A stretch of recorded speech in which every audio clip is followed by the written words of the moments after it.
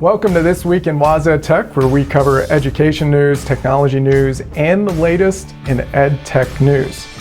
Now, it may not be news to you, but summer is coming, so grab your shorts.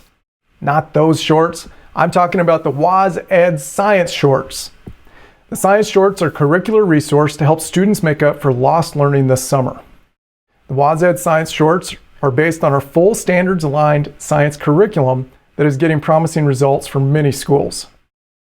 Michaela Buchanan from the Clay Education Foundation says, "The Clay Education Foundation was so excited to partner with our local school district to pilot 5th grade Florida-aligned WazEd science kits this year, where one Clay County classroom boasted high levels of student growth and one class period demonstrated 100% proficiency on their mid-year assessment.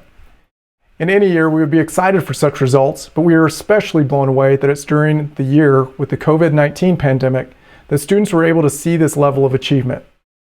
We look forward to continuing our partnership with WazEd to implement these kits in more classrooms and bridging science gaps across the district." So that's exciting news from the Clay Education Foundation.